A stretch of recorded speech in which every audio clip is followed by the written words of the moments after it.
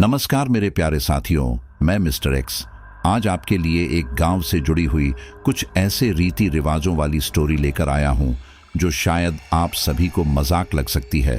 और क्योंकि ऐसा ही मजाक शहर में रहने वाले कुछ लोगों ने सोचा था, उनको भी लगता था कि गांव के लोग जो रीति रिवाज निभाते हैं वो केवल मनगढ़ंत बातें होती है। लेकिन जब वो वहां पर गए और अपनी आंखों से सभी चीजों को देखा, तब हैरान रह गए।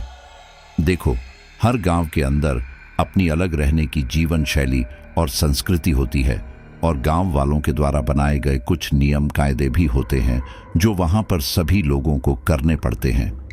हर जगह के अपने कोई नियम कायदे होते हैं और उन सब को मानने में ही भलाई होती है। कभी कभी हम में से कई लोग उन सभी नियमों को मानने से साफ इनकार कर देते हैं, क्योंकि हमें उनके पीछे का कारण बहुत ही मनगढ़ंत लगता है। लेकिन क्या हो जब सच में वो कारण वैलिड हो। और आज जिस गांव की मैं बात कर रहा हूं वह हिमाचल के अंदर बसा हुआ गांव है। और क्योंकि हिमाचल और नॉर्थ ईस्ट असम वगैरह के जो गांव है, वहां की जनजाति भी थोड़ी अलग है और उनकी संस्कृति भी अलग है। उनके कुछ अलग देवता होते हैं, अलग उनकी मान्यताएं होती हैं। तो उसी गांव का रहने वाला एक लड़का जो शहर में नौकरी करता था और काफ़ी समय बाद अपने गांव जाता है, और उसी के दोस्त ने हमारे साथ ये पूरी घटना शेयर की है, क्योंकि उनका दोस्त भी उनके साथ गांव में गया था और जो वहां पर उसने देखा वह काफ़ी हैरतअंगेज करने वाला था। तो चलिए शुरू करते हैं आज की स्टोरी को। हिमाचल का यह गांव बाकी गांव की तरह ही था। यहाँ पर भी सभी गांव की तरह खुशहाली थी, लेकिन यहाँ पर मरने के बाद अंतिम संस्कार करने के कुछ नियम थे जो कि सभी लोगों को सख्ती से मानने पड़ते थे। ऐसे में गांव के कई बच्चे पढ़ने लिखने के लिए गांव से बाहर गए थे। बड़े बड़े शहरों में जाकर पढ़े लिखे ये बच्चे गांव से बाहर ही रहकर अब काम करने लगे थे, जिसकी वजह से गांव में उनका आना जाना काफी कम होता था। वह लोग सिर्फ तीज त्योहार पर ही घर आते थे। और इन्हीं सब में एक लड़का था, माधव। माधव गांव के किसान का लड़का था। उसके पिता यहीं पर रहकर खेती बाड़ी किया करते थे, और आज बहुत दिनों बाद माधव गांव आने वाला था। माधव के साथ उसकी पत्नी और उसका एक दोस्त और उसकी पत्नी भी थे। वह लोग हिमाचल घूमने आना चाहते थे, और जब माधव ने बताया कि वह यहीं का रहने वाला है, तो वह लोग भी उसके साथ यहीं आ गए। यहाँ आकर इन्होंने गांव की सुंदरता का आनंद लिया। सच में प्रदूषण मुक्त ये गांव काफी सुंदर था। यहाँ आने के बाद माधव का दोस्त विनोद बोला, सच में माधव तू बहुत किस्मत वाला है, तभी इतनी सुंदर जगह पर रहता है। मेरी समझ में नहीं आता तेरा इस जगह को छोड़कर बाहर रहने का मन कैसे करता है। तब माधव बोला, सब करना पड़ता है भाई, क्योंकि गांव की सुंदरता देखने से पेट नहीं भरता, और गांव में इतनी कुछ खास कमाई भी नहीं है। मेरे पिताजी खेती बाड़ी करते हैं, लेकिन उससे आजकल इतनी सुख सुविधा कहाँ मिल पाती है, इसीलिए शहर जाकर कमाना पड़ता है। लेकिन अच्छा है, शहर में मुझे सारी सुविधाएं भी मिलती हैं, और वहाँ से कमाई करने के बाद मेरा परिवार भी काफ़ी अच्छे से चल रहा है। मेरे पिताजी ने यहाँ पर उन पैसों से और ज़मीन भी ले ली है। ये सुनकर माधव की पत्नी सरिता बोली, आपका गांव सच में काफ़ी सुंदर है, लेकिन यहाँ के रीति रिवाज तो मेरी समझ में नहीं आते। मतलब रीति रिवाज मेरे गांव में भी माने जाते थे, लेकिन यहाँ पर तो बहुत ही अजीब तरह के रिवाज हैं। ये सुनकर विनोद की पत्नी सुप्रिया बोली, क्या बात कर रही हो भाभी, यहाँ पर ऐसे कैसे नियम है। तब सरिता बोली, क्या बताऊं भाभी, बहुत ही अजीब नियम है। जैसे शादी ब्याह के समय यहाँ घर के चारों ओर नमक का घेरा बनाया जाता था। बच्चे होने पर पहली रात घर में से किसी न किसी का जागना जरूरी है, और इतना ही रात के समय में उस समय पूरी रात आग जलाई जाती है। प्रसूता को तो घर तो छोड़ो, कमरे से बाहर भी जाने नहीं देते।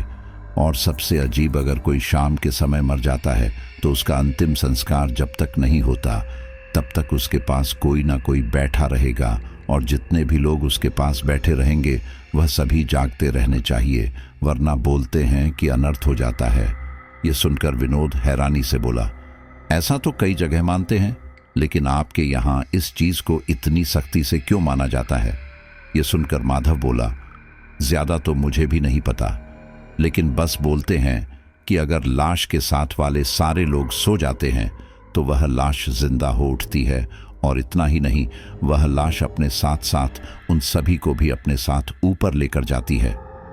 यह सुनकर विनोद बोला, यह सब सिर्फ गांव वालों का वहम है और कुछ नहीं। उन्होंने यह नियम इसलिए ही बनाए होंगे क्योंकि हो सकता है कई लोग बात मान नहीं रहे हो और सूरज ढलने के बाद अंतिम संस्कार नहीं किया जाता ना। यह सुनकर सुप्रिया बोली, मुझे नहीं लगता कि ऐसा कुछ है, क्योंकि हर चीज की कोई ना कोई वजह होती है, और अगर अच्छाई है तो बुराई भी जरूर होगी। क्योंकि हम लोगों ने अपनी आंखों से यह सब नहीं देखा तो हम इसे झूठला नहीं सकते। हो सकता है कि पहले समय में ऐसा कुछ हुआ हो, इसीलिए हमें इस चीज को सीरियसली लेना चाहिए। यह सुनकर माधव बोला, अरे भाभी, इसमें इतनी टेंशन लेने की जरूरत नहीं है। यह सब सिर्फ कहने सुनने की बातें हैं, और आज के ज़माने में इन बातों को कौन मानता है। मैंने तो ऐसा कुछ भी नहीं देखा। यह सुनकर सुप्रिया बोली, हम अगर किसी चीज़ को नहीं देखते तो इसका मतलब यह नहीं कि उसका अस्तित्व नहीं है।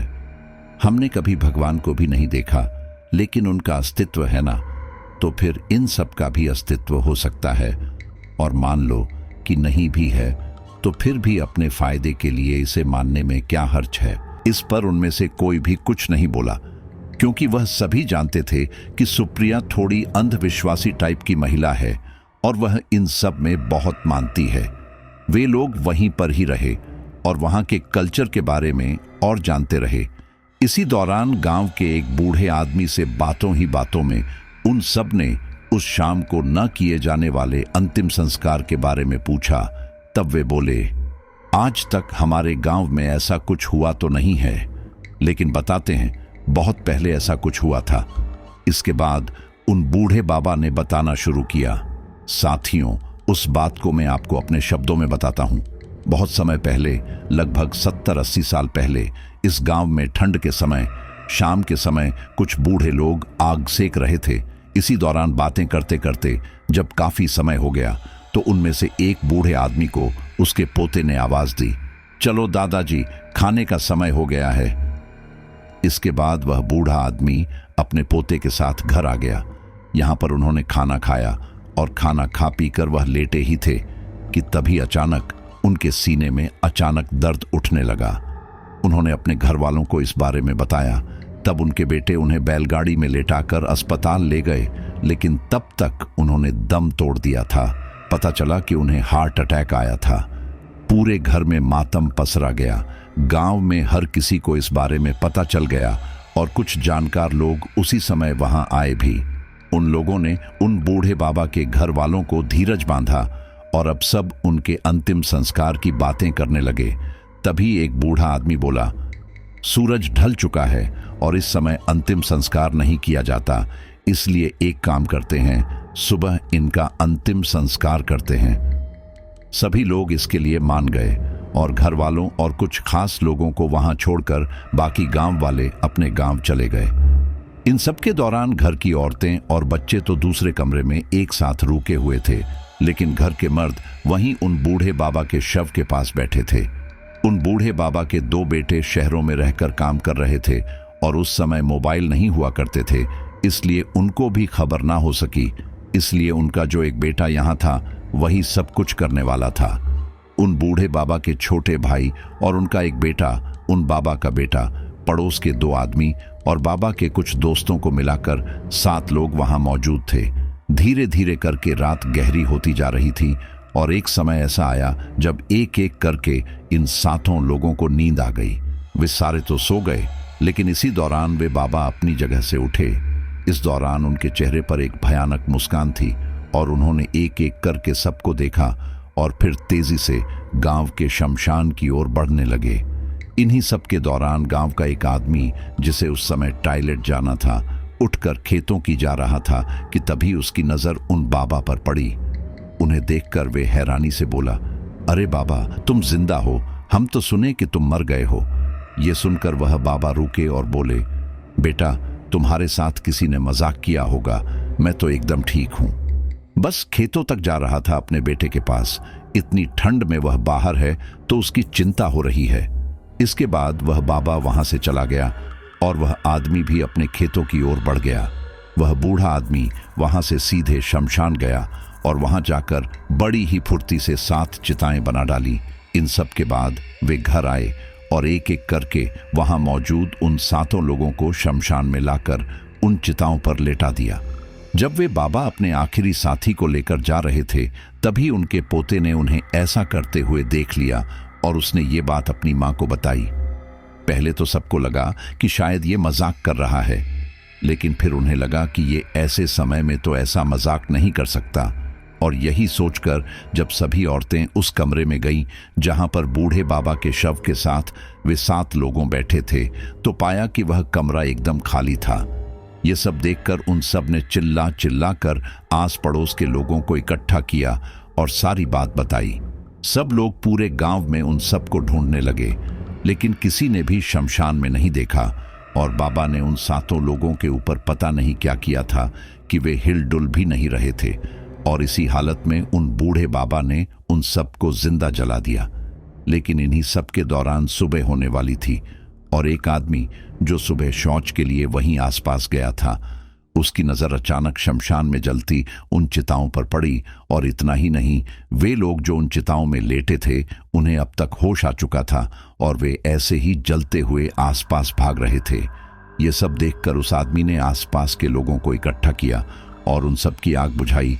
लेकिन उन 7 में से 6 लोग जलकर मर चुके थे और उन बूढ़े बाबा का भतीजा ही बचा था, लेकिन वह भी काफी ज्यादा जल गया था।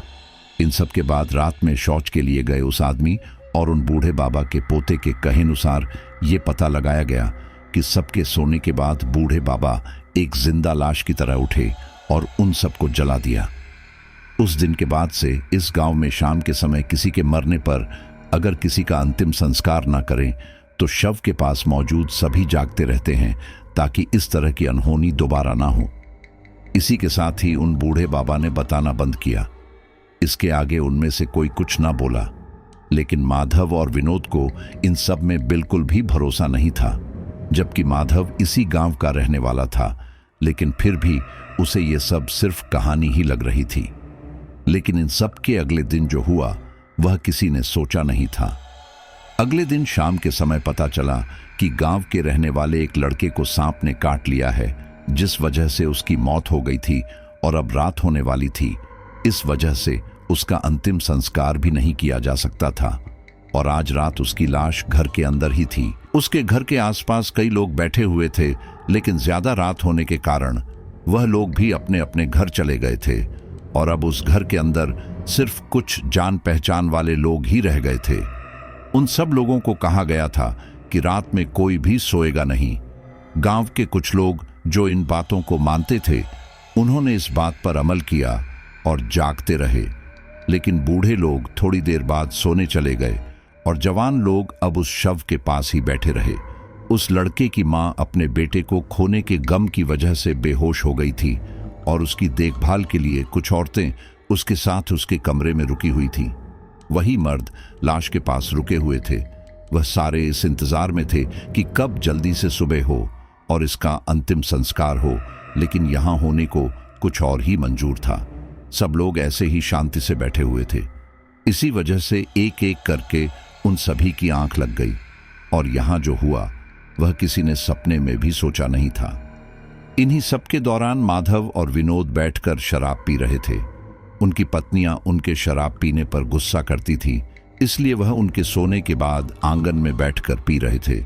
उन्होंने काफी ज्यादा पी ली थी, जिस वजह से उन्हें लग रहा था कि काफी सारी चीजें तो ऐसे ही हो रही हैं। और इसी दौरान विनोद की नजर सामने गली से आते एक साए पर पड़ी। उसने देखा कि वह साया अपने कंधे पर किसी को उठाए हुए उसी ओर आ रहा था। यह देखकर विनोद माधव से बोला, यार मुझे ही ज्यादा छड़ गई है, या फिर सच में सामने से कोई किसी को उठाकर इसी ओर ले आ रहा है। यह सुनकर माधव ने उसे नजरअंदाज किया और कहा, एक तो इतना अंधेरा है कि कुछ भी साफ नजर नहीं आ रहा, ऊपर से तूने शराब भी पी रखी है, उस वजह से तुझे वहम हो रहा होगा, ऐसा कुछ भी नहीं है। बोलकर वह दोबारा से पीने लगा। ठीक इसी दौरान विनोद ने देखा कि एक लड़का किसी आदमी को कंधे पर उठाकर दूसरी ओर ले जा रहा था। वह उनके सामने से ही बिना प्रतिक्रिया के निकल गया। यह देखकर विनोद को भी लगा कि शायद यह उसके मन का वहम है और वह भी चुपचाप बैठकर दारू पीने लगा। इसी तरह से सुबह हो गई और सुबह होते ही उस लड़के के घर पर हाहाकार मच गया, क्योंकि उस लड़के का शव अपने घर से गायब था। और इतना ही नहीं, रात में उसके पास जो भी लोग रुके थे उनमें से भी 4 लोग गायब थे।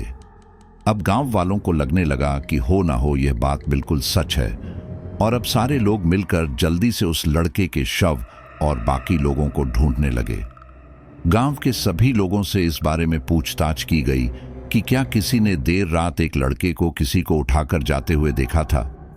इतनी रात में भला कौन ही जाग रहा होता, इसलिए सब लोगों ने मना ही किया। लेकिन इसी दौरान विनोद को याद आया कि उसने ऐसा कुछ देखा था, लेकिन उसने शराब इतनी ज्यादा पी रखी थी कि उसे पता ही नहीं था यह उसके मन का वहम है या सच में ऐसा कुछ था। उसने माधव से इस बारे में बात की और अब माधव को थोड़ा डर लगने लगा कि कहीं सच में ही तो ऐसा कुछ नहीं है, और उसने यह बात जाकर उस लड़के के घर वालों को बताई। यह सब सुनकर एक बुजुर्ग बोला, अगर ऐसा है तो हम सबको शमशान में चलकर देखना चाहिए, क्योंकि अगर यह बात सच हुई तो फिर वहां पर उन सभी लोगों की चिता भी जरूर बनी होगी। और इसके बाद वह सारे लोग तेजी से गांव के शमशान की ओर बढ़ गए, और वहां जाकर उन्होंने जो देखा तो वह सारे हैरान रह गए, क्योंकि वहां पर कुल 11 चिता थी और उस लड़के के शव के पास भी रात में लगभग 11 लोग ही बैठे थे। इन सब से सारे लोग काफी ज्यादा घबरा गए, और सबसे ज्यादा वे लोग घबराए हुए थे जो कि रात में शव के पास थे, क्योंकि जैसा उन्होंने सुना था यह ठीक वैसा ही था। और अब अगर समय रहते उस शव को नहीं ढूंढा गया तो फिर वो एक एक करके उन सभी 11 लोगों को अपने साथ ऊपर ले जाएगा। यह सुनकर माधव काफी ज्यादा घबरा गया और वह बोला, उस लड़के के प्रेत के पास लगभग 4-5 लोग हैं, तो अगर वह लोग उठ गए और उठ के वापस आ गए तो कोई दिक्कत नहीं होगी ना। यह सुनकर वह बुजुर्ग बोला, हम कह नहीं सकते बेटा, क्योंकि हमने भी आज तक सुना है, लेकिन मैंने इतना सुना है कि जब तक वह सारे लोग उस प्रेत के पास हैं तब तक वह होश में नहीं आएंगे। यह सुनकर उन लोगों के परिजन काफी ज्यादा घबरा गए और उन्होंने उस मृतक लड़के के घर वालों को भला बुरा कहना शुरू किया। यह सुनकर वह बुजुर्ग दोबारा बोले, देखो, इन सब में इन लोगों की कोई भी गलती नहीं है, क्योंकि जब उन सबको बोला गया था कि रात में कोई भी सोएगा नहीं, तो फिर वह लोग क्यों सोए। अगर आंख लग भी गई थी तो एक एक करके सब सो जाते, लेकिन नहीं, सब के सब एक साथ ही सो गए। उन्हें क्या लगा था कि यह सब मजाक है। कुछ नियम कायदे सिर्फ भलाई के लिए ही बनाए जाते हैं, इस बात का तुम सभी को ध्यान भी रखना चाहिए। यह सुनकर वह लोग थोड़े शांत हुए और फिर उनमें से एक आदमी बोला, हमसे काफी बड़ी गलती हो गई, लेकिन अब इस गलती को सुधारा कैसे जाए बाबा। तब वह बुजुर्ग बोला, हमें आज रात होने से पहले उस लाश को ढूंढकर उसका अंतिम संस्कार करना पड़ेगा, और अगर हम ऐसा ना भी कर पाए तो भी आज रात कोई नहीं सोएगा, और यहां तक कि शमशान में भी पहरा दिया जाएगा, ताकि वह लाश वहां पर आकर कुछ कर ना सके। और इस बार मेरी बातों को थोड़ा गंभीरता से लेना। इस पर वह सारे मान गए, और फिर पूरे गांव में वह लोग उस लाश और उन गायब हुए 4-5 लोगों को ढूंढने लगे, लेकिन पूरा दिन ढूंढने के बाद भी उन्हें वह नहीं मिला। उन लोगों ने गांव के जंगल, खेत खलियान, हर एक घर को छान मारा, लेकिन उन्हें वह लोग नहीं मिले। इन सब से गांव वाले काफी ज्यादा घबरा गए थे। किसी को समझ नहीं आ रहा था कि क्या करें। वही यह सब सुनकर तो सुप्रिया को बुखार ही लग गया था। इस वजह से वह अपने कमरे में आराम कर रही थी, लेकिन वह इन सब से इतनी ज्यादा डरी हुई थी कि अकेले कमरे में रहना ही नहीं चाहती थी। उसे डर लग रहा था कि कहीं वह लाश आकर उसे भी ना मार डाले, और इसी वजह से सरिता भी उसके साथ रुकी हुई थी। सारे लोग गांव में जहां उस लाश को ढूंढ रहे थे, वहीं पर सरिता और सुप्रिया एक कमरे में दरवाजा बंद करके बैठे हुए थे। कुछ देर बाद सुप्रिया घबराते हुए बोली, पता नहीं क्यों भाभी, मेरा यहां पर रहने का बिल्कुल भी मन नहीं कर रहा है। मैं वापस जाना चाहती हूं। एक जिंदा लाश ऐसे घूम रही है, पता नहीं कब यहां आकर हमें खत्म कर दे। हम इन्हें बोलते हैं कि ये हमें वापस घर ले चलेंगे। इस पर सरिता बोली, और कहीं रास्ते में जाने के समय उस जिंदा लाश ने हमें पकड़ लिया तो? देखो, भरोसा रखो, सब सही होगा। ये लोग ढूंढ तो रहे हैं ना, वो लाश कोई छोटी मोटी चीज तो है नहीं, इसलिए आसानी से पकड़ी जाएगी। आप बस भरोसा रखो। सरिता की बात सही तो थी, लेकिन यहां पर रहना भी कम खतरे वाला नहीं था। ये दोनों उस कमरे के अंदर दरवाजा लगाकर बैठी हुई थी। जिस बिस्तर पर सुप्रिया बैठी थी, उस बिस्तर के पीछे की तरफ ही खिड़की थी। कुछ देर बाद सरिता बोली, मुझे जरा बाथरूम जाना है, मैं अभी बस 2 मिनट में आई। बोलकर सरिता बाथरूम चली गई। ठीक इसी दौरान खिड़की में से एक हाथ अंदर की तरफ आया और सुप्रिया के बाल पकड़कर उसे खिड़की से बाहर खींचने की कोशिश करने लगा। इन सब से सुप्रिया काफी ज्यादा घबरा गई और जोर से चीखी। उसके चीखने की आवाज सुनकर घर के सारे लोग उस तरफ आए, लेकिन तब तक वह हाथ जिसका भी था वह वहां से जा चुका था। सब लोगों ने सुप्रिया से उसके इस तरह से चीखने का कारण पूछा और सुप्रिया ने घबराते हुए उन्हें सारी बात बताई। जब उन लोगों ने खिड़की के आसपास देखा तो उन्होंने पाया कि वहां पर कुछ भी नहीं था। इन सब से सब लोगों को यही लगा कि शायद सुप्रिया इतनी ज्यादा घबरा गई है कि उसे इस तरह से वहम हो रहे हैं। लेकिन सुप्रिया बोलती रही कि नहीं, ऐसा सच में हुआ था, लेकिन किसी ने उसकी बात नहीं मानी। सब लोग वापस जाने लगे।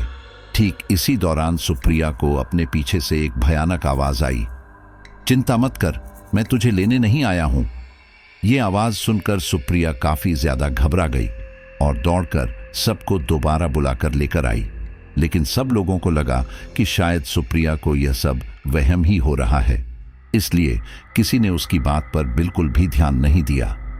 सुप्रिया ने यह बात विनोद को बताई और उसने कहा कि वह मुझे यहां लेने नहीं आया है, शायद उसका निशाना कोई और है, हमें जल्दी कुछ करना होगा, नहीं तो यहां पर अनर्थ हो जाएगा। अगर मेरी बात मानकर तुम्हारा कोई फायदा नहीं है तो नुकसान भी नहीं होगा, कहीं ऐसा ना हो कि बाद में तुम लोगों को पछताना पड़े। यह सुनकर विनोद को भी याद आया कि कल रात उसने भी उस जिंदा लाश को उस आदमी को ले जाते हुए देखा था, और अगर उस समय वह शोर मचाकर सबको इकट्ठा कर लेता तो आज इस तरह से सबकी जान पर बात नहीं बनी होती। इसलिए उसने सुप्रिया की बात मानने का फैसला किया। इस घर के सब लोग अब आसपास भी देखने लगे, लेकिन वहां पर ऐसा कुछ भी नहीं मिला। लेकिन हाँ, जिस खिड़की के पास से सुप्रिया के साथ यह सब हो रहा था, वहां बाहर की तरफ एक खुली कील थी और उसमें एक शर्ट के टुकड़े के साथ साथ इंसान का मांस भी लगा हुआ था। जब वह शर्ट का टुकड़ा उस लड़के के घर वालों को दिखाया गया तो उन्होंने कहा कि हाँ, ये वही शर्ट है जो उस लड़के के शव ने पहनी हुई थी। इन सब से सबको यह तो पता चल गया कि सुप्रिया सच बोल रही थी, लेकिन किसी को भी यह नहीं पता चल रहा था कि आखिर वह शव चाहता क्या था। वह बुजुर्ग आदमी कुछ सोचते हुए बोला, हम लोगों ने अब तक गांव के बाहर ही देखा है, लेकिन हमें वह लाश नहीं मिली। हो ना हो वो लाश गांव में ही कहीं होगी। यह सुनकर माधव बोला, गांव में अभी इतना सख्त पहरा है कि बाहर से अंदर आना नामुमकिन है, तो हो ना हो लाश गांव के अंदर ही पहले से होगी। क्या यहाँ पर कोई ऐसा बंद पड़ा घर है जहाँ पर कोई आता जाता ना हो, क्योंकि ऐसी ही जगह उसके छिपने के लिए हो सकती है। तब वह बुजुर्ग बोला, हाँ, गांव में एक घर तो है। उस घर में जितने भी लोग पहले रहते थे वह सारे शहर चले गए और इस वजह से वह घर बंद ही रहता है। चलो, मैं तुम्हें वहां ले चलता हूं। इसके बाद वे सारे लोग वहां से उस घर की ओर बढ़ गए। वहां जाकर उन्होंने देखा कि उस घर के अंदर वही 4 लोग बेहोश पड़े थे। उन लोगों को देखकर उन सब ने राहत की सांस ली। वह उन्हें होश में लेकर आए और फिर उन्हें उनके घर भेज दिया। यह देखकर माधव बोला, भगवान का लाख लाख शुक्र है कि हमने उन लोगों को तो ढूंढ लिया है और अब वह जिंदा लाश ही रह गई है। एक बार वह हाथ आ जाए तो फिर हम उसका अंतिम संस्कार कर देंगे, उसके बाद सब सही हो जाएगा। इन सब के बाद गांव वाले पूरे गांव में उस लाश को ढूंढने लगे, लेकिन उन्हें वह लाश मिल ही नहीं रही थी। थक हार कर वे सारे लोग रात के समय अपने अपने घरों की ओर निकल गए और सब लोगों को यह कहा गया कि सब लोग अपने अपने घरों के दरवाजे बंद करके रखेंगे और यहाँ तक कि शमशान में भी कई लोग पहरा देंगे ताकि रात के समय वह लाश वहां जाकर किसी तरह की कोई गड़बड़ न कर सके। सारे लोग आराम से अपने अपने घर चले गए। इस दौरान वह बूढ़ा आदमी भी अपने घर गया था। यहाँ पर आपको मैं एक बात बता दूं तो वह बुजुर्ग आदमी यहाँ पर अकेला रहता था। उसके बच्चे शहर में रहकर काम कर रहे थे और उनकी पत्नी का कुछ समय पहले ही स्वर्गवास हो गया था और वह यह गांव छोड़कर नहीं जाना चाहते थे, इसलिए अकेले ही यहाँ रह रहे थे। जब उन्होंने घर आकर दरवाजा लगाया तो फिर अचानक से ही उनके कंधे पर उन्हें किसी का स्पर्श महसूस हुआ। वह हाथ जिसका भी था एकदम बर्फ की तरह ठंडा था। उस हाथ के अपने कंधे पर पड़ते ही उन बुजुर्ग के पूरे शरीर में एक सिहरन सी दौड़ गई थी। वह घबराते हुए जब पीछे पलटे तो उन्होंने पाया कि वही शव जो पूरे गांव से छिपता फिर रहा था, यह वही था। उस लड़के ने छिपने के लिए किसी और का नहीं बल्कि इसी बूढ़े व्यक्ति के घर का चुनाव किया था। अब इससे पहले कि वह बूढ़े आदमी कुछ बोलते, उस प्रेत ने अपने हाथ से उनका मुंह बंद कर दिया और बिल्कुल धीमी आवाज में कहा, चिंता मत करो, मैं तुम में से किसी को भी अपने साथ लेकर नहीं जाऊंगा, बल्कि मेरा निशाना तो वह लोग हैं जो कि कल रात मेरे शव के पास सो रहे थे। वह मेरे अपने हैं और मैं उन्हें अपने साथ ले जाना चाहता हूं। यह सुनकर वह बूढ़ा आदमी काफी ज्यादा घबरा गया और अब इससे पहले कि वह कुछ बोलते, उनकी आंखों के आगे अंधेरा छा गया और इसके बाद क्या हुआ उन्हें कुछ याद नहीं। उस प्रेत ने उन बुजुर्ग आदमी के शरीर पर कब्जा कर लिया था, जिसकी वजह से अब वह उनके बस में था और वह रात में उस प्रेत का काम करने के लिए निकल पड़े। वह प्रेत ज्यादा बाहर नहीं घूम सकता था, वरना वह पकड़ा जाता, लेकिन उसकी जगह पर कोई और उसका काम कर सकता था। वह बुजुर्ग आदमी उस शव के वश में आकर उनमें से एक इंसान के घर गया जो कि उन 11 लोगों में से एक था, जो कि उस लड़के के शव के पास सो गया था। देर रात किसी को दरवाजा खटखटाते देखकर जब घर के लोगों ने घबराते हुए पूछा कि बाहर कौन है, तो उस बुजुर्ग आदमी ने कहा, यह मैं हूं। वे उनको अच्छी तरह पहचानते थे, इसीलिए दरवाजा खोल दिया। दरवाजा खोलते ही उन लोगों ने कहा, अरे काका जी, आप इतनी रात में यहाँ क्या कर रहे हैं? आपको पता है ना गांव में क्या माहौल चल रहा है। वह जिंदा लाश यहाँ वहां घूम रही है, कहीं वह आपको भी अपना निशाना न बना ले, इसलिए आप अपने घर के अंदर आराम से बैठिए। यह सुनकर वह बुजुर्ग आदमी बोला, क्या बताऊं, मुझे तो टेंशन की वजह से नींद ही नहीं आ रही है, पता नहीं कब क्या हो जाए। मुझे इतना तो पता है कि मुझे इन सब में कुछ नहीं होगा, क्योंकि उस समय उस शव के पास जो भी था वह प्रेत सिर्फ उन्हें ही लेकर जाएगा और मैं तो उस समय वहां था भी नहीं। जहां तक मुझे पता है उस समय आपका बेटा वहां पर था, तो हो ना हो उसके ऊपर खतरा मंडरा रहा होगा। यह सुनकर उस लड़के की मां बोली, आप हमें डरा क्यों रहे हैं? हम पहले ही काफी डरे हुए हैं।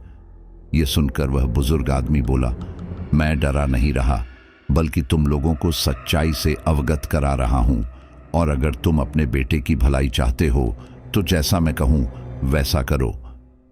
उस बुजुर्ग आदमी को गांव में सबसे ज्यादा ज्ञान था, इसलिए वह लोग मान गए और उनके कहे अनुसार उस लड़के को उस बुजुर्ग के साथ भेज दिया गया। बुजुर्ग ने योजना यह बनाई थी कि सारे लड़कों को इकट्ठा करके एक जगह पर खड़ा किया जाएगा, जहां पर वह प्रेत अपने आप आ जाएगा और इसके बाद उसे पकड़ लिया जाएगा। और इसी तरह से उस बुजुर्ग ने बाकी लड़कों को भी उनके घरों से अपने साथ मिला लिया। योजना ये थी कि वह बुजुर्ग उन लड़कों को लेकर गांव के शमशान की ओर जाएगा और सभी लोग वहां नहीं होंगे, वरना वह प्रेत आगाह हो जाएगा। सभी लोग यह बात मान गए और अब वह लोग उन लोगों के वापस सही सलामत आने की कामना करने लगे।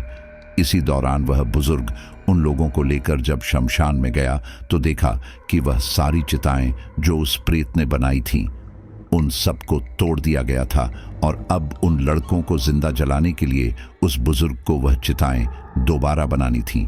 वह बुजुर्ग शमशान के अंदर जाकर दोबारा से चिताएं बनाने लगा। इस दौरान शमशान के बाहर पहरा दे रहे एक पहलवान ने उन्हें रोका और कहा, काका जी, आप यहाँ यह चिताएं क्यों बना रहे हैं? आपको पता है ना कि गांव में क्या माहौल चल रहा है। आप अपने घर जाइए और आप इन लड़कों को लेकर यहाँ क्यों आए हैं? इस पर उस बुजुर्ग ने उन्हें सारी बात बता दी, जिसे सुनकर दूसरा आदमी बोला, तो उस प्रेत को बुलाने के लिए यहाँ चिता बनाने की क्या जरूरत थी? इन लोगों को ऐसे ही यहाँ रहने दो, अपने आप ही वह यहाँ आ जाएगा। ये सुनकर वह बुजुर्ग बोला, वह इतनी आसानी से यहाँ नहीं आएगा, क्योंकि उसे पता है कि यहाँ पर अगर वह आया तो सब लोग उसे पकड़ लेंगे।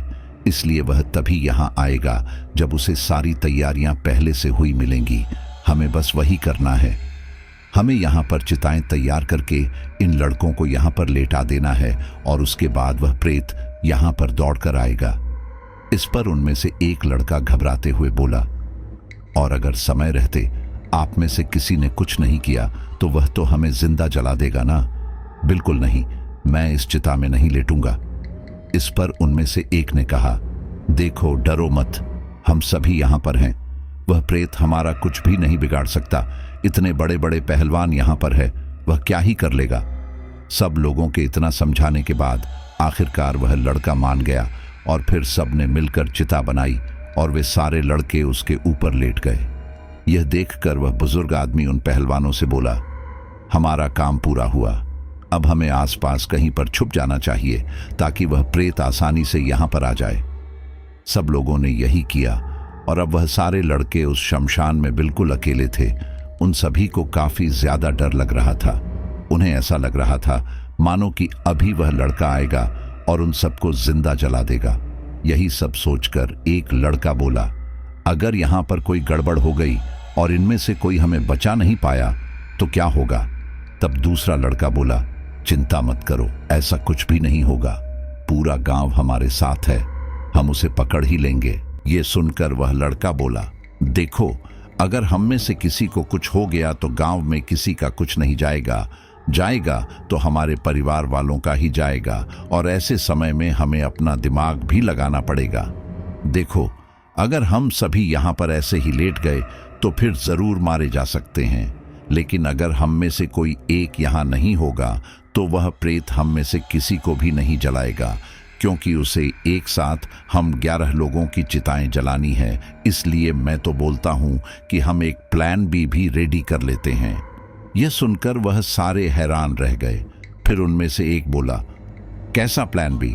तब वह लड़का बोला, मान लो वह प्रेत यहाँ आ जाता है और यह लोग उसे पकड़ने में नाकामयाब होते हैं तो वह हम सभी 11 लोगों को देखकर जला देगा, लेकिन अगर उसे हम में से कोई एक यहाँ न मिला तो वह हम सभी को छोड़ देगा।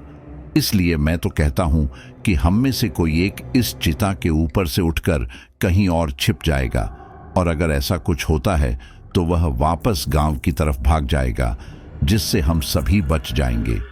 सब लोगों को उस लड़के का यह आइडिया काफी पसंद आया और उन्होंने ऐसा ही किया। उनमें से एक लड़का, जो कि उसी लड़के के चाचा का बेटा था, चिता पर से उठा। उसने अपनी जगह पर अपनी शर्ट उतार कर रख दी, जिससे सब लोगों को रात के अंधेरे में यही लगता कि वही इस चिता पर लेटा हुआ है, और इसके बाद वह वहां से दूर हट गया। वो लड़का पास ही में मौजूद पेड़ों के झुरमुट के पीछे छिपकर सब कुछ देख रहा था। कुछ ही देर में उसने पाया कि उस शमशान में थोड़ी दूर से कुछ लोगों के चीखने की आवाज आ रही थी, और फिर कुछ ही देर में वह आवाजें बिल्कुल बंद हो गई। अब वहां पर बिल्कुल मौत जैसी शांति छाई हुई थी। इन सब के कुछ देर बाद उसने दूर से 2 इंसानी सायों को उस ओर आते देखा। ये देखकर उस लड़के को समझ आ चुका था कि गड़बड़ हो चुकी है, इसलिए वो बिना वक्त गंवाए वहां से छिपकर गांव की ओर बढ़ गया। वहीं दूसरी तरफ उसी लड़के की जिंदा लाश उन बुजुर्ग के साथ शमशान में आई। उन्हें देखकर चिता पर लेटे लड़के काफी ज्यादा घबरा गए, लेकिन ना जाने उन्हें क्या हुआ था कि उन सभी का शरीर असामान्य ढंग से अकड़ गया था। इतना ही नहीं, वो लोग अपनी इच्छा से कुछ बोल भी नहीं पा रहे थे। वे सारे यही सोचकर परेशान थे कि तभी वह जिंदा लाश बोली, आखिरकार मेरा काम पूरा हुआ, अब मैं आराम से जा सकता हूं। ये बोलकर जब वो एक एक करके उन सभी लड़कों की ओर देखने लगा तो एक चिता में उसे कुछ गड़बड़ लगी। उसने जब उस चिता के पास आकर देखा तो पाया कि वहां पर सिर्फ एक शर्ट थी और उस चिता पर लेटा लड़का गायब था। ये देखकर उसका गुस्सा 7वें आसमान पर जा पहुंचा और उसने गुस्से में उस बुजुर्ग आदमी से कहा, ये सब क्या है? मैंने तुम्हें कहा था कि इन सभी 11 लोगों को चिता पर लेकर आना है, तो ये चिता खाली क्यों है? ये सुनकर वह बुजुर्ग आदमी बोला, मुझे इस बारे में कुछ भी नहीं पता। मैं उन सभी लोगों को यहाँ झूठ बोलकर ला चुका हूँ। शायद उस लड़के को पता चल गया होगा, इसलिए वो यहाँ से भाग गया। ये सुनकर उस जिंदा लाश को काफी गुस्सा आया और उसने उस बुजुर्ग आदमी को एक जोरदार धक्का दे दिया और कहा, तूने मेरा सारा खेल खराब कर दिया। अगर वो लड़का गांव पहुंच गया तो सबको मेरे इरादों के बारे में पता चल जाएगा और फिर मैं अपने मकसद में कामयाब नहीं हो पाऊंगा और मेरे हाथ से ये 10 लोग भी चले जाएंगे। इसलिए तुम अभी के अभी उस लड़के को ढूंढकर यहां लेकर आओ। वो धक्का इतना जोरदार था कि वह बुजुर्ग सीधा एक चिता के ऊपर जा गिरा, जिससे वह चिता बिखर गई। इन सब से उस बुजुर्ग को चोटें भी आई थीं, लेकिन चूंकि वो उस जिंदा लाश के वश में था, इसलिए संभलने की कोशिश करते हुए गांव की ओर जाने लगा। इन सब के दोबारा वे लड़के मन ही मन ये प्रार्थना कर रहे थे कि वह लड़का जल्दी से गांव के अंदर पहुंच जाए। वो लड़का उस शमशान से काफी आगे आ गया था और अब वो तेजी से भागते हुए गांव के अंदर जा रहा था। गांव की सीमा के अंदर आकर उसने जोर जोर से चीखना शुरू कर दिया। उसकी आवाजें सुनकर आसपास मौजूद लोग उठकर बाहर आने लगे और देखते ही देखते पूरा गांव अपने अपने घरों से बाहर आ गया। उस लड़के ने ज्यादा समय न गंवाते हुए सभी लोगों को इस बारे में बताया। यह सब सुनकर सारे लोग काफी ज्यादा हैरान हो गए और अब गांव के सारे लोग हाथों में डंडा लेकर गांव के शमशान की ओर बढ़ने लगे। इस बीच गांव की सभी औरतें अपने अपने घरों के अंदर दरवाजा लगाकर बैठी हुई थी। सरिता और सुप्रिया भी अपने अपने घरों के अंदर बैठी हुई थी, लेकिन सुप्रिया की डर के मारे हालत खराब थी। उसने अपने पति से बाहर जाने से मना किया था, लेकिन गांव वालों के साथ वह चला ही गया। सुप्रिया घर की सभी औरतों के साथ आंगन में आ गई थी। इस दौरान माधव की मां बोली, पता नहीं हमारे गांव में ये क्या मुसीबत आ गई है। ये सुनकर सुप्रिया बोली, यहां आना मेरी सबसे बड़ी गलती थी। एक बार ये सब ठीक हो जाए तो मैं यहां दोबारा कभी नहीं आऊंगी। ये सुनकर सरिता बोली, सच में अच्छी मुसीबत में फंस गए। ये सुनकर सरिता की भाभी बोली, अरे रोज रोज ऐसी मुसीबत थोड़ी आती है यहाँ। एक काम कीजिए, आप लोग बैठिए, मैं सबके लिए चाय बनाकर लेकर आती हूँ। इसके बाद वह चाय बनाने रसोई में चली गई। सब लोग आराम से बैठकर इस बारे में बातें कर ही रहे थे कि तभी अचानक से रसोई में से उनके चीखने की आवाज आई। वो आवाज सुनकर सुप्रिया बोली, जिस चीज का डर था आखिर वही हुआ। लगता है वह लाश यहां पर आ गई है, जल्दी जल्दी यहां से निकल लेते हैं। इस पर माधव की मां ने दरवाजे के कोने में से डंडा निकाला और बोली, मेरे रहते तुम में से किसी को भी डरने की कोई जरूरत नहीं है, आओ मैं उसे देखती हूं। बोलकर वह तेजी से रसोई की ओर बढ़ने लगी। इस दौरान बाकी सारी औरतें भी डरते हुए उनके पीछे पीछे जा रही थीं। रसोई के दरवाजे के पास आकर उन्होंने देखा कि सरिता की जेठानी की गर्दन पर एक साए ने छुरा रखा हुआ है। जब एक औरत ने लालटेन की रोशनी उस ओर की तो वह सारे हैरान रह गए, क्योंकि यह वही बूढ़े आदमी थे जिन्होंने सबको इस बारे में बताया था और अब वह ही सरिता की जेठानी के जान के दुश्मन बने थे। अब इससे पहले कि उनमें से कोई कुछ बोलता, वे बोले, मेरी तुम में से किसी से कोई जाति दुश्मनी नहीं है, लेकिन मेरे मालिक चाहते हैं कि वह सारे लोग जो उस रात उनके शव के साथ रुके थे वह भी उनके साथ ही ऊपर जाए। उन लोगों का अंत तो तय है जिसको कोई भी रोक नहीं सकता, लेकिन अगर तुम लोग चाहते हो कि यह औरत जिंदा बचे तो जैसा मैं कहता हूं वैसा करो। हालांकि वो लोग गांव के सभी लोगों को अपने परिवार की तरह मानते थे, लेकिन उन लोगों से माधव के परिवार वालों का कोई खास लेना देना नहीं था, जिसकी वजह से वह अपने परिवार के किसी सदस्य की बलि दे दे। इसलिए सरिता की सास बोली, मुझे उन लोगों से कोई मतलब नहीं है, बस तुम मेरी बहू को कुछ मत करना। यह सुनकर उन बाबा के चेहरे पर एक भयानक मुस्कान आ गई और वह बोले, यह हुई ना बात, अब जैसा मैं कहता हूं वैसा करो। जल्दी से अपने घर का दरवाजा खोलो, क्योंकि मेरे मालिक कुछ लोगों के साथ घर के अंदर आ रहे हैं। यह सुनकर वह सारी औरतें घबराते हुए दरवाजे के पास गई और उन सब ने एक दूसरे की तरफ देखा। उसके बाद सरिता उन सब में से आगे आई और उसने दरवाजा खोल दिया। यह वही सारे लड़के थे जो कि थोड़ी देर पहले इस बाबा के साथ शमशान में गए थे और जिनको जलाने की उन बाबा की पूरी योजना थी। उन सब की आंखें खुली हुई थीं और चेहरे पर बिल्कुल सपाट भाव थे। और फिर अगले ही पल उनमें से वही जिंदा लाश उनके बीच में आई और भयानक ढंग से मुस्कुराते हुए बोली, मुझसे बचना इतनी आसानी से संभव नहीं है। तुम लोग जल्दी से अब घर के अंदर आ जाओ और तुम सारी औरतें मिलकर दरवाजे लगा दो। सारी औरतें काफी ज्यादा डर गई थीं और अब उनके पास उन लोगों की बात मानने के अलावा कोई चारा भी नहीं था। घर के अंदर जाकर वह सारी औरतें डर के मारे एक जगह इकट्ठा हो गई, जबकि वो जिंदा लाश उस सारे घर को एक नजर देखते हुए बोली, बचपन में ही देखा था इस घर को। मैं और माधव साथ में खेला करते थे, लेकिन फिर बाद में सब बदल गया। अगर उस दिन मुझे सांप ने नहीं काटा होता तो आज मैं भी जिंदा होता। लेकिन चलो छोड़ो, इसे बदला नहीं जा सकता। लेकिन उस रात को जो भी मेरे साथ था उनको मेरे साथ चलना ही पड़ेगा। यह सुनकर सरिता धीरे से बोली, लेकिन आप उनको ले जाना क्यों चाहते हैं, जबकि वह तो आपके सिर्फ दोस्त या रिश्तेदार है। यह सुनकर वह जिंदा लाश बोली, वो लोग मेरे दोस्त और रिश्तेदार जरूर है, लेकिन यह लोग मेरे परिवार से बढ़कर हैं। तभी तो उस समय भी यह लोग मेरे साथ रुके थे ना, कि कोई मेरे परिवार का सगा मेरे शव के साथ था, क्योंकि ये मुझे मेरे परिवार से ज्यादा प्यार करते थे और उस समय भी वह मेरे साथ ज्यादा से ज्यादा समय बिताना चाहते थे और इस वजह से मेरा लगाव उनसे बहुत ज्यादा है, इसलिए मैं उन्हें अपने साथ ही ले जाना चाहता हूं। ये सुनकर सरिता की सास बोली, बेटा बुरा मत मानना, लेकिन सच तो यह है कि उनका तुमसे कोई खास लगाव नहीं था।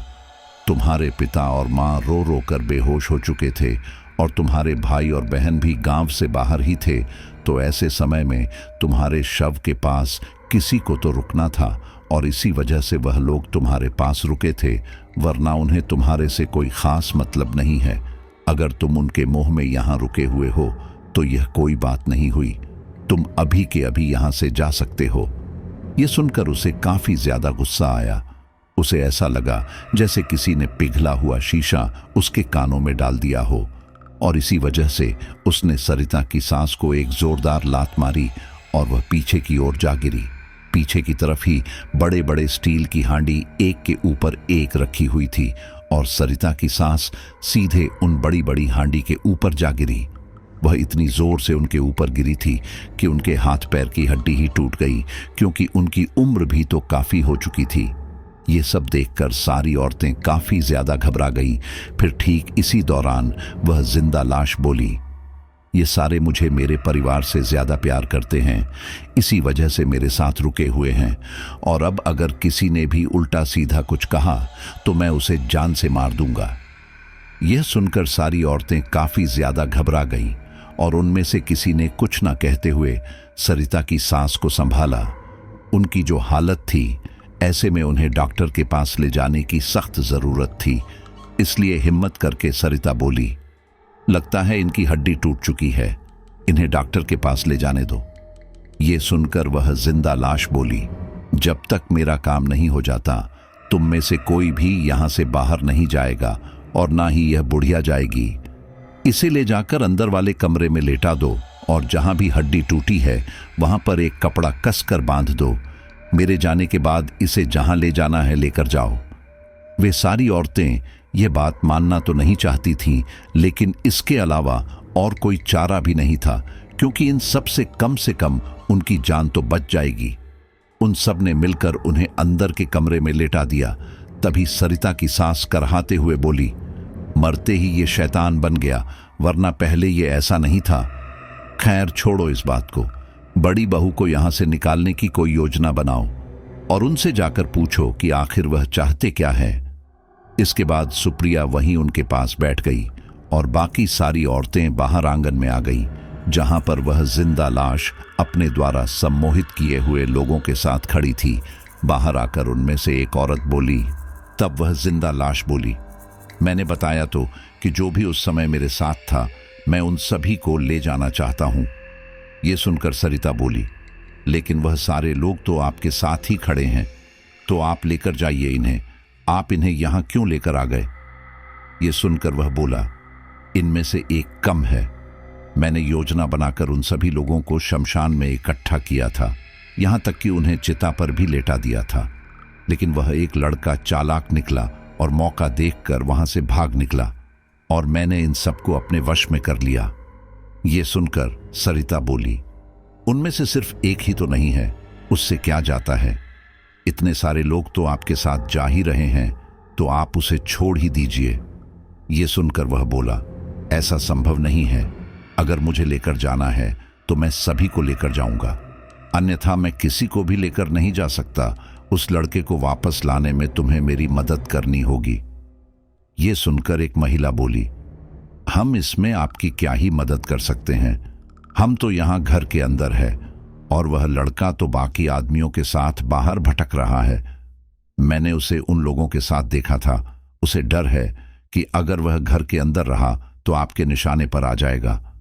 ये सुनकर वह बोला, जानता हूं, इसलिए तुम अपने अपने पतियों को फोन करके कोई भी बहाना करके घर पर बुलाओ, और इसके बाद जो करना है तुम्हारे पति ही कर लेंगे। यहां ना कहने का मतलब मौत था, इसलिए सरिता ने माधव को फोन किया और कहा, सुनिए जी, आप जहां पर भी हैं जल्दी घर आ जाइए। यहां अम्मा जी सीढ़ियों से गिर गई हैं और उनके हाथों पांव टूट गए हैं। जल्दी घर आओ, उन्हें अस्पताल लेकर जाना है। ये सब सुनकर माधव के हाथ पांव फूल गए और वो अपने परिवार के साथ फौरन दौड़कर घर आया। घर जाकर उसे यह सारी बात पता चली और तब वह जिंदा लाश बोली, अगर तुम अपने परिवार को बचाना चाहते हो तो उस लड़के को बहाना बनाकर मेरे साथ भेजो, और इतना ही नहीं, आपके पास जो बड़ी गाड़ी है उसकी चाबी मुझे दो। मैं इन लोगों के साथ यहां से बाहर जाना चाहता हूं। इसके लिए माधव मान गया और सीधे उस लड़के के पास गया और जैसे तैसे उसे अपने साथ ले जाने के लिए मनाया। वो लड़का जैसे ही माधव के घर आया तो उस जिंदा लाश ने उस लड़के के शरीर के ऊपर भी अपना नियंत्रण जमा लिया, और इसी के साथ ही वह बोला, आखिरकार मैंने जो सोचा था वह पूरा हुआ। अब जल्दी से मुझे अपनी गाड़ी की चाबी दो। मैं इन लोगों को साथ लेकर यहां से दूसरे गांव जा रहा हूं और वहीं मैं इन सबको जला दूंगा। माधव यह बिल्कुल नहीं चाहता था कि ऐसा कुछ हो, लेकिन वह क्या करता, इसलिए मजबूरन उसने गाड़ी की चाबी उसे दे दी और फिर वो जिंदा लाश उन सभी लोगों को लेकर वहां से चली गई। माधव को उन सभी लोगों की मौत का काफी ज्यादा दुख था, क्योंकि आज वह अपने परिवार की जान के कारण इतने लोगों की मौत का कारण जो बना था, वह यही सोचकर परेशान था कि तभी सुप्रिया वहां आई और बोली, भैया, मैं जानती हूं कि आप काफी परेशान हैं, लेकिन आप चिंता मत कीजिए, ऐसा कुछ भी नहीं होगा, क्योंकि मैंने आपकी मां के कहने पर खिड़की से जाकर गाड़ी का आधे से ज्यादा पेट्रोल निकाल लिया था, और अब उस गाड़ी में ज्यादा पेट्रोल नहीं है। वह गाड़ी 5 से 10 मिनट के अंदर अंदर ही बंद हो जाएगी। अब हम सभी को जाकर उन सभी लोगों को पकड़ लेना चाहिए। यह सुनकर माधव ने राहत की सांस ली और उसने गांव के सभी लोगों को इस बारे में बता दिया। गांव के सारे लोग तेजी से गांव से होने वाली सड़क पर आगे की ओर बढ़ने लगे। काफी देर तक यूं ही चलने के बाद आखिरकार उन्हें वह गाड़ी मिल ही गई। लेकिन यहां हैरानी वाली बात यह थी कि गाड़ी बिल्कुल खाली थी। इसका मतलब यह था कि वह सारे लोग पैदल ही यहां से आगे बढ़ गए थे। सब लोगों ने गाड़ी चेक की तो पाया कि वह अब भी हल्की गर्म थी, इसलिए उन्हें अंदाजा हो गया था कि वे लोग यहां से ज्यादा दूर नहीं गए होंगे। यह सब देखकर गांव का सरपंच बोला, आप लोग चिंता मत कीजिए, पड़ोसी गांव के सरपंच से मैंने बात कर ली है। इसके आगे जो भी गांव है वह वहां पर लाठी लेकर तैयार रहेंगे और उन सबको पकड़ लेंगे। वह सारे लोग वहां जा तो रहे हैं, लेकिन वहां की सीमा को पार नहीं कर पाएंगे। यह सब सुनकर सभी लोगों ने राहत की सांस ली और फिर वह सारे लोग तेजी से उस गांव की ओर बढ़ने लगे। अब तक सुबह होने वाली थी, सूरज निकलने वाला था और ऐसे में माहौल में जो डर था वह भी कम होने लगा था। सारे लोग भगवान से यह प्रार्थना कर रहे थे कि जल्दी से जल्दी यह सब यहाँ पर खत्म हो जाए। और इसी तरह से जब वह लोग पड़ोसी गांव की सीमा पर पहुंचे तो हैरान रह गए, क्योंकि वहां पर वे लोग आए ही नहीं थे। वह सारे लोग रात से ही वहां पर हाथों में डंडा लेकर खड़े थे। यह सब सुनकर वह सारे लोग काफी ज्यादा हैरान रह गए, क्योंकि अगर वह लोग यहां नहीं पहुंचे तो आखिर गए तो गए कहां। वे सारे इसी बारे में सोच रहे थे कि तभी विनोद बोला, हम लोग मेन रोड से यहां पर आए हैं, लेकिन यहां से आने का दूसरा रास्ता यहां आसपास बने, ये जंगल भी तो है, तो कहीं ऐसा तो नहीं वे सारे लोग इस जंगल के रास्ते से ही इस गांव से आगे की तरफ शमशान में बढ़ गए हैं। आप लोग बताइए कि यहां से शमशान कितनी दूर है। यह सुनकर उनमें से एक आदमी बोला, हमारे गांव में कोई भी शमशान नहीं है, बल्कि हम तो ऐसा कुछ होने पर आपके गांव के पास ही जाते हैं, या फिर यहां से 5-10 किलोमीटर दूर जो शमशान है वहां पर जाते हैं। अब सारे समझ चुके थे कि वह सारे लोग कहां गए होंगे, इसलिए वह सारे लोग तेजी से उस दूसरे शमशान की ओर बढ़ने लगे।